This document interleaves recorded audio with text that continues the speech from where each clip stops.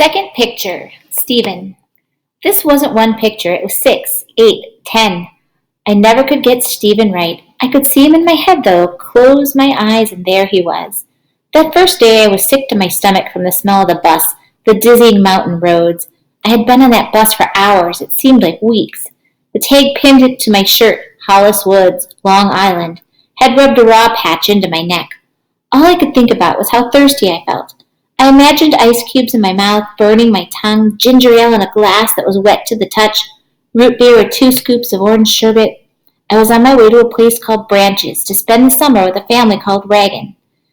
"It'll be good if you don't make me go," I had almost told the woman I was living with in the stucco house. "I won't make a sound, you'll see." Instead, I squeezed my lips in between my teeth so hard they were hidden inside my mouth and shot lightning rays that are out of the corners of my eyes. "Fresh air, a place in the country," the stucco woman said. "That's what you need." She didn't mean it, though. I heard her on the phone. 2 months, she said. 2 months to do what I please and not have to worry about that kid getting into everything. "Everything," I said, putting my tongue against my top teeth in front of her face. "Fresh." She cupped her hand over the phone. Fresh as paint. I'm back to the phone whispering now. No wonder she hasn't been adopted. She's a mountain of trouble, that Hollis Woods. I marched up the stairs, hitting every rung with her lime green umbrella. Anyway, I was the last one left on the bus. Up in front, the driver talked with the woman from the agency. If I ducked down in the back of the seat, would they forget about me? Would they turn around and go back to Long Island? We lumbered up the main street of Hancock, passing a row of new houses and a movie theater, and came to a stop in front of a diner. "Straighten up, kid," the bus driver said, looking into the rearview mirror. "We're here." I gathered my backpack and the plastic bag that they had given me, a toothbrush, a bar of soap that smelled like an old sock, a pink washcloth, and a book for drooling 2-year-olds, Kelly Goes to Camp. I tossed the book into the agency woman's lap as I passed, nose in the air, pretending I wasn't dying of thirst, pretending I wasn't bursting from having to go to the bathroom. Outside the bus window, a man leaned against the thin wall of the diner, his hat over his eyes, and a boy played handball against a brick wall. I climbed down into the blistering sun, checking out the boy. A skinny mess he was, much taller than I, his socks falling down. He looked as if they didn't even match. As the bus started up, the exhaust smelling like a sewer, the boy slammed the ball against the wall, missing it on its way back. He nearly killed himself trying to dive in front of the bus for it, then jumped back at the last minute as the ball bounced across the street. I put down my backpack and the agency freebie bag, darted across the street and back of the bus, and scooped up the ball with one hand. I trotted back to them, tossing it over my head and catching it a couple of times just to show him what I could do. The man pushed his hat back and grinned at me. He had a great face to draw. Eyes the color of cinnamon toast, a prickly gray-black beard, deep laugh lines. "I'm Stephen Reagan," the boy said, grinning. "How'd you get a name like that, Hollis Woods? Crazy name. Do they call you Holly? We have a pile of holly bushes out in our front. Touch the leaves and they draw blood. I'm going to call you Holly." The man shook his head. "Stephen." "Try it," I cut in. "How old are you anyway?" Stephen asked, his eyes caramel behind his glasses. "You look like kind of a shrimp to me." 12, I said, bumping it up almost a year. "And tough." "Baby, I'll be 13 December 26th, he rushed on. "We're having lunch at the diner. My mom stayed in Branches." "Izzy's making a carrot cake," the man said. I always thought about saying I hated carrots. Not true. I ate anything. Anything, the stucco house lady would say. Besides, they were standing there, Stephen and his father, looking so pleased about having lunch in the diner and carrot cake for dinner. I didn't have the heart, and I really had to go to the bathroom. "Bet you're thirsty." Stephen's eyes narrowed. "They've got checkers at every table. I'll play you, beat you." He wanted to pay me back for the ball trick. His father frowned. He knew it too. But I was all right with it. I was fine with it. I skittered into the diner, straight to the restroom, and then sat with them at their table drinking root beer floats, cold and sweet, with wet napkins underneath the glasses. After I had downed half of mine, Stephen ticked off the things he wanted me to know. "I call the old man Pop," he said. "You can call me that," the father said. I took a chance. "I'm going to call you old man." He laughed. "Try it." I could tell he didn't mind, though. "What's next is I'm a walker," Stephen said. "Walk myself all over Branches. I'll walk you too."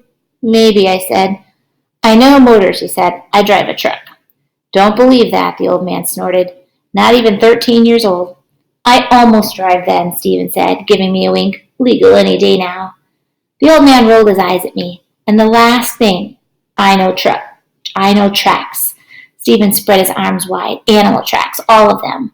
I was laughing. I knew he meant for me to laugh. He pushed the black checkers over to me. Let's see what you can do here, Hollis Woods, he said. Win and I'll teach you how to drive. In your dreams, the old man said. We played a couple games of checkers, Stephen taking wild chances, while we dripped ketchup from our hamburgers onto the table, and the old man egged us on. Anyway, the picture I was trying for was Stephen playing checkers with me that first day. That was the picture I could never get perfect. Maybe it was because he let me win that first game. Maybe it was because I let him win the next one. And maybe it was because for the first time I really saw what it might be like to have a brother. Chapter 2. The Time with Josie. I had been at Josie Cale's house for 3 weeks. One morning when I awoke, I realized my thumb was blistered, but I didn't mind. We'd been cleaning up the grove of trees. I liked the feeling of hacking and slashing and getting things done. A pile of wood rested under Josie's back table now. Not all of it's for whittling, she said. As soon as it's really cold, we'll make enormous fires in the fireplace. I knew she was wondering if I'd still be there when the cold came. I wondered too. I stretched, not ready to get up, and looked around the bedroom.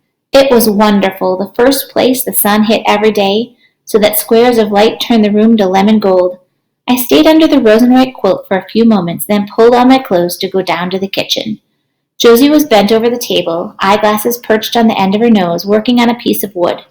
From the hall I could see her reflection in the kitchen window. She knew I was there, but she just cut another sliver off the wood and blew it away. I slid into the opposite seat from her at the table. In front of me were a box of cereal, 2 bananas, and a Danish neatly cut in half. The Danish was a little stale and the bananas beginning to freckle. Other days chocolate chips were sprinkled into the cereal, but they must have been all gone. Still, it was a terrific breakfast, with Rice Krispies crackling in the speckled bowl. Fall leaves swept across the garden, and Josie's plane went across the wood with a swish, swish sound. I sat there with my mouth full, looking around at her kitchen. It was like the rest of the house, filled with surprises. The walls were creamy yellow, and ships sailed along blue ocean moldings. A painted pelican was perched over the stove. The pelican looked as irritable as Henry. I told myself I'd have a house like that one day. Hat boxes and wigs drawn on one bathroom wall, and high-heeled shoes, dozens of them marching along in watercolor, and a tiny bedroom at the end of the hall. That yellow kitchen was huge. A couch sat under the window, piled high with embroidered pillows that said things like, Henry's home, B for victory, save the Sargasso Sea. I'd never even heard of the Sargasso Sea. I had drawn the house with paper from my backpack and fat bits of charcoal I had found somewhere. It was lovely to sketch the house and Josie with her scarf. She watched me sometimes as I drew Henry sitting at the top of the old-fashioned radio and the pelican with beady eyes. Too bad you don't have your drawing box, I imagined Stephen saying. All those yellows and blues. I was all right, though. We'll take a drive in the Silver Bullet today, Josie said, sounding pleased with herself. She brushed a few shavings off the front of her dress onto the faded linoleum floor. I have things to show you, Hollis. No school on a Monday? I shrugged to myself. If she wanted to forget about it, that was fine with me. I spent most of the time in the back of the classroom sketching or drawing faces on ink on the plastic desk and erasing them with a wet finger. I had only taken 2 days off so far, reminding myself that the mustard woman would probably be checking up on me. And the absence notes I wrote myself and signed in a spidery hand that looked like Josie's were masterpieces. Hollis had a high fever over the weekend. Please send her home if she looks flushed. Or, Hollis had a severe rash. We learned that she's allergic to tomatoes. Pity, she really enjoys them. I shoved the last of a banana into my mouth and watched as Josie plopped a straw hat with a rose onto her head and wrapped one of those filmy scarves twice around her neck. Then I followed her out to the garage. The car was ancient, a Buick from the 80s. The fenders were dented and a streak of white paint ran across the door, but inside the seats were soft and furry, and hanging from the windshield was a small tree figure of a man with gray whiskers. No, not a man. It was Henry standing on his back legs. I put acorn boxing gloves on him, but they kept falling off, Josie said. You don't have to worry about Henry. Henry's ready to stick up for you whenever the chips are down. I had to laugh, thinking about Henry in boxing gloves fighting for me. My main concern about Henry was how to keep out of his way. I stepped back as he jumped into the car and hopped across the back seat to sit on the rear window ledge, his head up, one notch forward, his whiskers twitching. But I didn't have time to think about it. I slid into the car as Josie backed out of the garage and down the driveway in one great swoop and, never looking back, barreled onto the street. You wouldn't believe this, I told Stephen in my head, and grabbed the edge of my seat with both hands. Josie began to talk, glancing down at her movie star hands, long and thin, her nails painted fire engine red but chipping here and there. I wanted to tell her to slow down, but bit my lip instead. I thought I was going to be dead by the time we reached the first crossing, but by the second corner I realized there wasn't that much traffic, and the few cars on the road stayed well out of our way. So I began to relax and listen to what she was saying. "Going to stay here and have yourself done up in a tree?" she asked. "Stay longer and I'll teach you how to drive. Like the movies? We can do that too." My mouth went dry. How to drive? That's what Stephen would say. You could tell her a story about that, couldn't you? I brushed at the air, wanting to brush him out of my head. I was trying to think of what illness I'd give myself today when the silver bullet turned another corner and stopped.